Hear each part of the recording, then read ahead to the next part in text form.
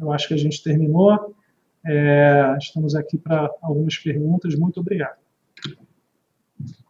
Então, vamos começar com as perguntas. A Gabriele, da Rádio Bandeirantes, ela pergunta sobre o funcionamento das agências em São Paulo. As agências da Caixa vão continuar abertas no feriado de São Paulo? Sim. Como nós já abrimos aos sábados, aqui o nosso objetivo é equilibrar o auxílio financeiro, que é fundamental para 60 milhões de brasileiros. Para que nós tenhamos uma noção, nós realizamos o até então maior pagamento da história do Brasil, 60 milhões de brasileiros, do saque imediato, do FGTS, que aconteceu entre setembro do ano passado e março desse ano. 60 milhões de brasileiros foram beneficiados. Durante 6 meses nós realizamos o pagamento e tivemos 2 meses para nos preparar.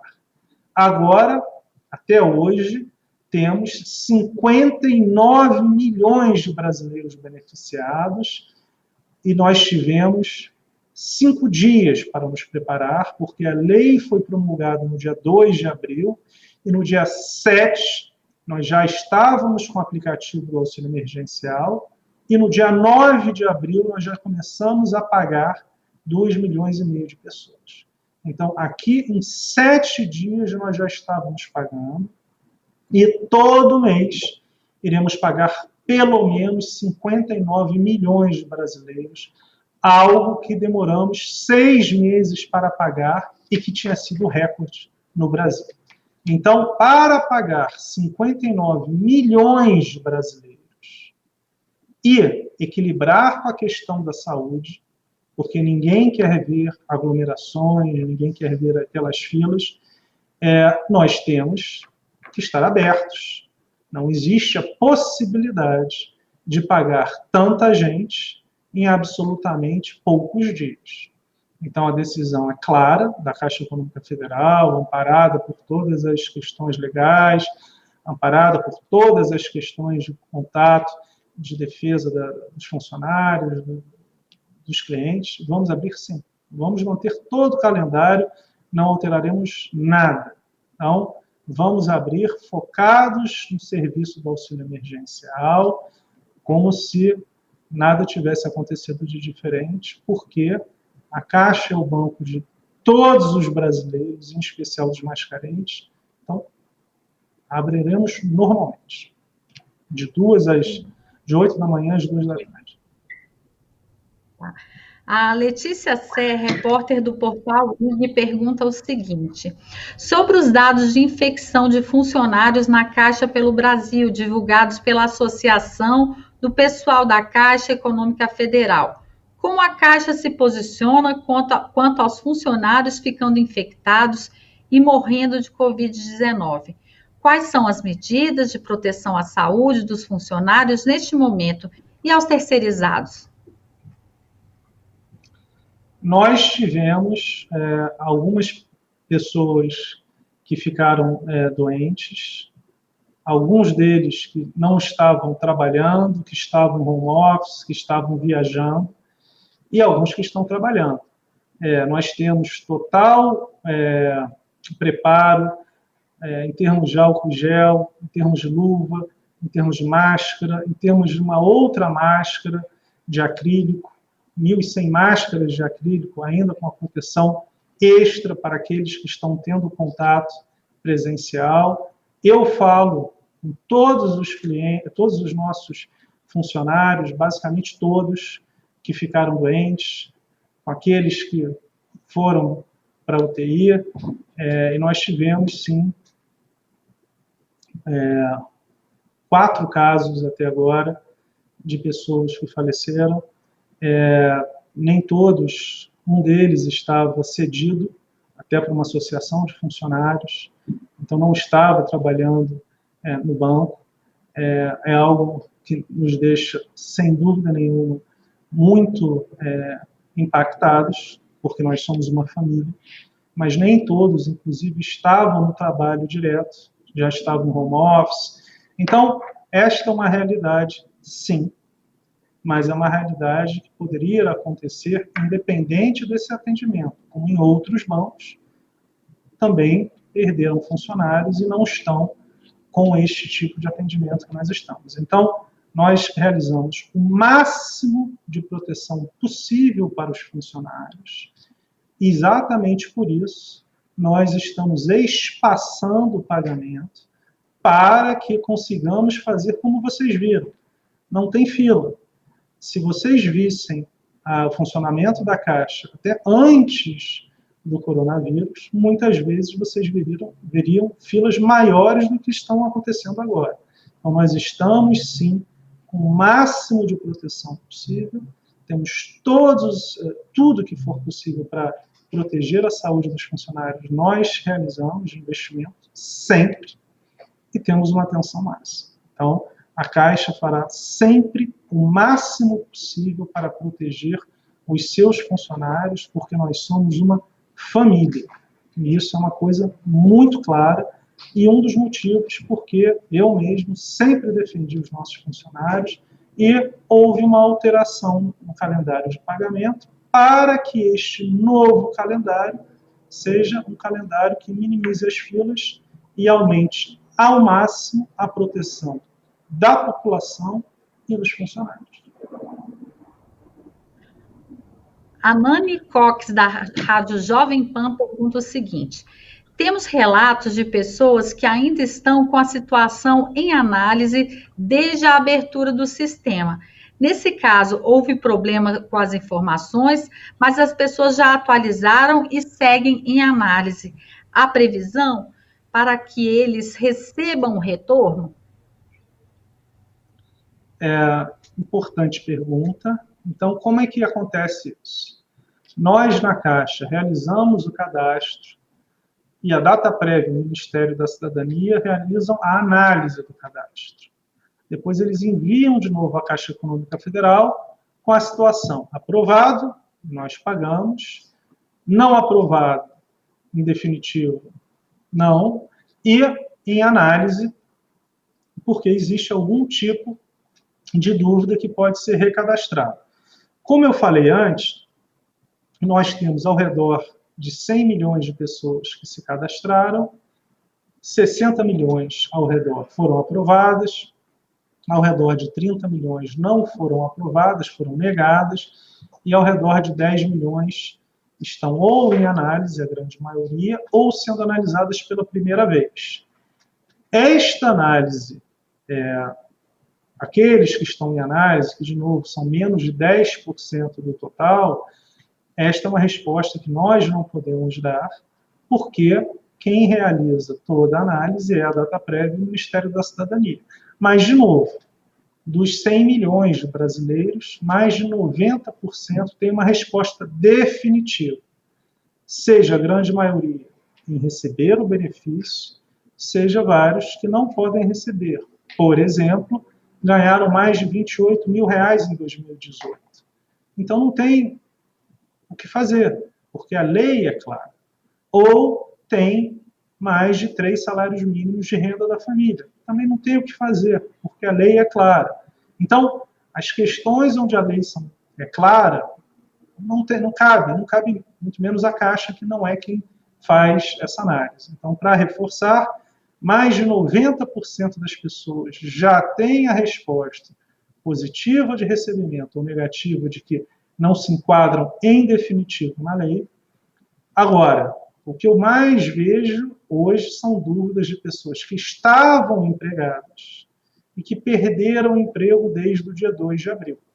Estas pessoas, sim, irão receber o seu benefício. Agora, o que pode acontecer é ter algum tipo de espera para que a Receita valide esta nova situação de desemprego da pessoa. Então, o que é importante é, até o dia 3 de julho, nós iremos continuar cadastrando e a validação feita pela Dataprévia. Então, todas as pessoas que se cadastrarem até o dia 3 de julho terão a possibilidade de receber, e aí sempre, as 3 parcelas. Ou seja, quem se cadastrar e for validado terá o direito às 3 parcelas. Ok. O João Neto, do SBT, pergunta o seguinte: quem são as pessoas que recebem a primeira parcela a partir de hoje?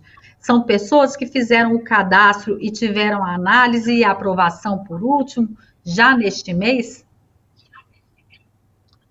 Sim, a maioria são pessoas que fizeram um segundo cadastramento, porque a grande maioria daqueles que receberam até 30 de abril foram aqueles que se cadastraram na primeira semana, nos primeiros 10 dias. Mas, lembra, nós tivemos, no começo, um problema grande por os CPFs que eram inválidos por alguma questão na Justiça Eleitoral. A pessoa não tinha votado 3 anos seguidos, tinha algum tipo de problema com a Justiça Eleitoral, e nós resolvemos isso, o Ministério da Cidadania, em uma semana, quando ficou claro que isso era um problema grave. Se eu não me engano, em uma semana, 10 dias, houve uma autorização, a Receita liberou, talvez por 90 dias, não vou lembrar no detalhe. Então, os CPFs ficaram validados, puderam ser cadastrados, e esse foi um lote posterior. Então, esta é uma pergunta que quem consegue responder de uma maneira clara é a Dataprev, o Ministério da Cidadania, mas sim, nós estamos pagando agora aquelas pessoas que se cadastraram por último e provavelmente a grande maioria se cadastrou pela segunda vez ou terceira vez depois de ter recebido dados de inconclusivo, ou aquele grupo que não poderia se cadastrar porque tinha uma invalidação do CPF, e a maior o maior momento onde se validou os CPFs foi exatamente quando quando a Receita Federal permitiu que essas questões com a Justiça Federal não fossem levadas em conta para essa questão do pagamento do auxílio emergencial. Okay. A Marília, da revista Exame, pergunta o seguinte: a partir da segunda parcela, quem optou por receber na conta de outro banco não vai mais poder receber? Vai ter que acessar o conta digital da Caixa? O que mudou? Ótima pergunta. O que mudou é simples. Até a data de saque efetivo na agência, ou seja, a partir de quarta-feira de amanhã, quem nasceu em janeiro ou fevereiro terá o seu dinheiro depositado na conta digital, até terça-feira da semana que vem. Estas pessoas já terão o seu dinheiro para realizar pagamentos de contas, compras na internet. Então, durante uma semana, até o dia 30 de maio, quando quem nasceu em janeiro poderá sacar de fato, então, nos próximos uma semana, 10 dias, neste intervalo, se a pessoa quiser já consumir o dinheiro, comprando algumas coisas, roupas, alimentos, medicamentos pela internet, ou pagando contas, água, luz, gás, telefone, ela já pode utilizar a conta digital. Para sacar, vai só poder fazer a partir do dia 30 de maio. Isto não é uma mudança, porque há um mês atrás, na parcela 1, era basicamente isso. Nós depositamos o dinheiro, mas o saque só poderia acontecer após uma determinada data. O que aconteceu naquele momento foi que nós permitimos os DOCs. Então, o que aconteceu? 70% dos casos. As pessoas realizavam um DOC para uma conta de um amigo, de uma amiga, de um familiar, que não era recipiente do auxílio emergencial, e esta pessoa realizava o saque. Então, de fato, aqueles 10 dias que nós tínhamos para reduzir as filas pelo Brasil inteiro, acabavam não sendo validados. Então, a grande diferença que nós temos da segunda parcela para aquela anterior da primeira é que não há possibilidade de realização de DOCs até que você possa sacar. Quando puder sacar, o dinheiro vai automaticamente, aquilo, o saldo remanescente, vai automaticamente para a conta. Você quer explicar um pouco, Tatiana? Isso. Quando, no momento do calendário de saque, do seu mês de aniversário, automaticamente o recurso sai da poupança digital, que a Caixa abriu de forma automatizada, o beneficiário não precisa fazer nada para essa abertura da conta digital, ela já está aberta, e ele vai poder usar digitalmente o seu recurso até a data do saque. E na data do saque, de forma automatizada, vai para a conta que ele recebeu a primeira parcela. Se ele recebeu em outro banco, vai para essa conta. Se recebeu na poupança da Caixa, vai para essa conta. Se ele recebeu na poupança digital, já continua na mesma conta, mas ele tem direito ao saque, num dos canais de atendimento da Caixa. E, exatamente, dos 30 milhões, 20 milhões eram contas digitais, 7 milhões eram conta na Caixa e ao redor de 3 milhões eram em outros bancos.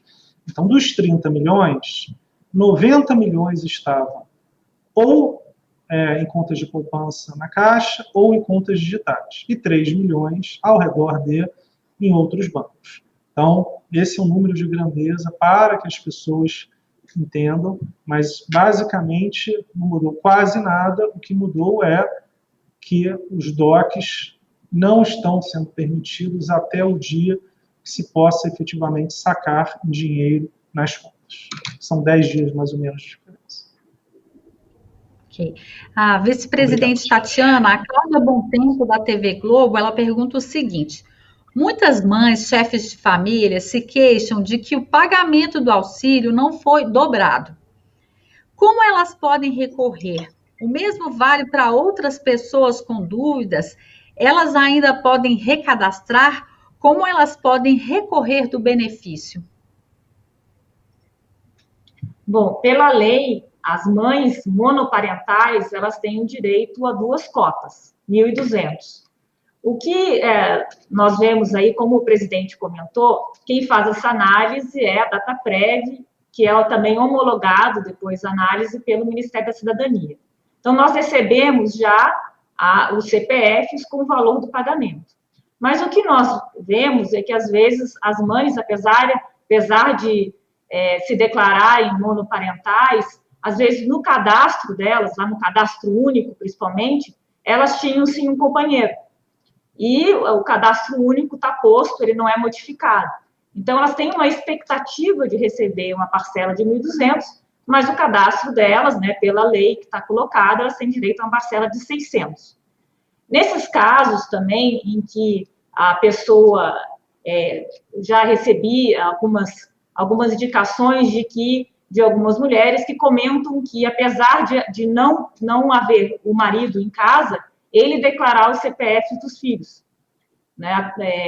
Então, nesse caso, é denúncia, né? Então, tem um canal de denúncia, tem um site do Ministério da Cidadania que pode ser utilizado para isso, porque não tem, na análise, como se saber se realmente a declaração que foi feita é correta ou não. E o canal é o telefone 121, do Ministério da Cidadania, ou o portal Fala BR. Então, de uma maneira muito clara, o que a Tatiana acabou de explicar, de uma maneira transparente, existem problemas. E esses problemas, muitas vezes, são porque o cadastro que é recebido para a Dataprev, para análise, tem alguma questão que não é fiel à realidade de hoje. Então, é muito importante que as pessoas, ao entender este problema,